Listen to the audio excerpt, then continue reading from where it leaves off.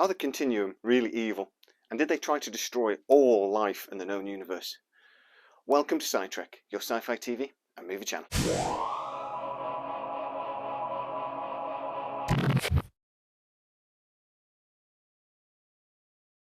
So I watched All Good Things today. Now this isn't one of those episodes, if you think about too much, it's going to scramble your brain. It's all timey-wimey stuff, and generally timey-wimey episodes are confusing as hell. And this is no different. There are massive plot holes in this episode. A couple of them we're going to discuss in a minute. But basically, there is this anomaly, and it is anti-time. So it grows bigger the further back in time we go. And Picard is being bounced between three timelines by the Q. He actually causes the anomaly by going to the same spot in the universe, in the neutral zone, in three different timelines, and shooting this inverted tachyon beam into the same point basically creates this anomaly. Now, Q says this is because of the trial that started at Farpoint, a 7-year trial of humanity, and that humanity had been found guilty by the Continuum. So they were basically put up for execution, that all humanity would be wiped from existence. But let's think about that for a second.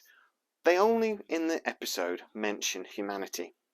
But this thing is in the neutral zone, and it is slowly filling up the universe. Anti-time particles are swarming everywhere and destroying all life. They prevent life on Earth from ever beginning, but they would have also prevented all life beginning on every other planet in the Alpha Quadrant and beyond. Given enough time, this thing would fill the known universe, and it's got 13.5 billion years, don't forget, before the Big Bang. It could prevent all life from ever existing. So was it really humanity that was on trial, or was it all corporeal life?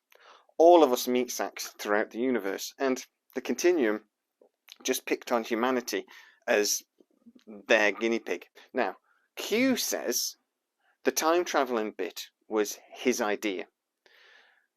That's a really big plot hole here, because it's the time traveling bit that causes Picard to actually trigger the anomaly in the first place. He has to do this thing in all three timelines to trigger the anomaly. So it's the time traveling bit that causes it. So that's from the Continuum. But Q says that was his idea. And then he hints that there was a reason for it all. Stuff that he's going to find out. Stuff he's going to find out in Picard Series 2? I think so, hopefully, fingers crossed. Actually, I'm hoping in Picard Series 2 we figure out a lot of this stuff with the Q, and particularly all this stuff with the trial, and we find out that there's a reason for it all. And I'm really hoping the writers have got a really good idea for that, because it's going to have to be a doozy. But anyway, so big plot hole, none of that makes sense. But would the Continuum destroy all life in the known universe anyway? Remember in Deja Q, they actually punished the Q for causing chaos in the universe. So they seem to care enough about corporeal life to punish the Q and turn him into a human being and dump him on the Enterprise as punishment for causing chaos. They seem to care about us enough to punish Q for that. But then they seem callous enough to judge us all over a 7-year period and find us guilty and wipe us from existence.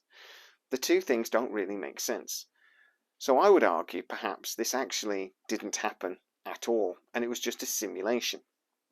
It was just something to teach Picard a lesson, and we were never really at risk anyway. If that's the case, then I'm hoping again in Picard Series 2 we're going to find out what the point of that is, because they do seem to have a plan for Picard in particular. I mean, Data in All Good Things talks about Q and Picard like a master and their loyal puppy, you know, and that does seem to be the relationship. They seem to want Picard and humanity and the Federation as an extension of that to grow in a certain direction. Now, I'm going to have another video very soon about what I think the Q are actually playing at here and why they're so interested in humanity, but that's for another video.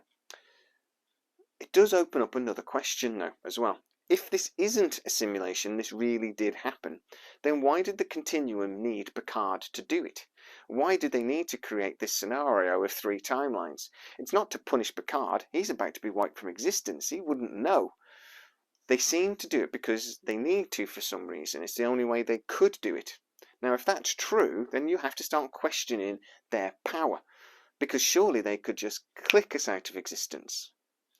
Now, I would argue that actually they couldn't, because they're not as omniscient as they say they are. They say they're all-knowing, all-powerful, but we see Q being regularly surprised in the Enterprise. He jumps on the Enterprise and Guinan jumps up from behind a bar stool. He doesn't have the ability to detect there's somebody there, never mind already knowing that Guinan was there. We see that in lots of episodes. Again, when Q appears on Voyager for the first time, he's surprised that Voyager is there. He says, "You're not supposed to be here for a century." So he didn't even know about that. I would argue that they're not as powerful as they say they are, and that they couldn't do this. They couldn't wipe us out of existence without this elaborate plan. And if that is the case, then we have to start asking, who are the Q, and where does their power really come from? Now, is it biology or is it technology? Now, again, I'm going to do a video on this specifically. But if it is all faked, this really wouldn't require any more than a holodeck. The technology to trick Picard in this way wouldn't be particularly outside of the Federation's capability now. It wouldn't take godlike Q powers. So if it is all just a simulation, that again, you have to question how powerful the Q really are. Remember episodes with like Moriarty on the Enterprise where they trick him into thinking he is exploring the galaxy, but really he's just a computer program and a little cube on someone's desk. The technology is more than available and would be well within the Federation's ability to do if they wanted to. This episode doesn't really make sense to me in lots of ways if you think about it too much. It's a brilliant episode and a fantastic finale to the series. I absolutely adore the episodes, but if you think about it too much, it makes your brain all go wibbly. Massive plot holes in it, and just it doesn't make sense. My feeling is that this was actually just a test for Picard, that there is something coming for Picard, and that by extension of that, the Federation, in Picard Series 2 that is going to explain all of this, and that this event at the end of All Good Things didn't really happen. I mean, it didn't really happen anyway, because once he created once the paradox failed, and it all didn't happen from a timey-wimey point of view anyway. But I think it didn't. I think it was some sort of Q trick, because to be honest, if they did do it, it does make them evil. And everything that we've seen about the Continuum suggests, A, they're not evil, and for two, even if they don't really seem to care about us enough to wipe us out. If you are new to the channel, please like, subscribe, hit that bell notification. There's going to be a couple more Q videos coming up, so I would love you to drop comments and tell me what you think about the Q. Especially, are they technologically based or are they biologically based? Where does their power come from? Is it something that evolved over time, or is it something they created? I really, really love to know what you think. And please, in the meantime, stay safe, and I will see you next time.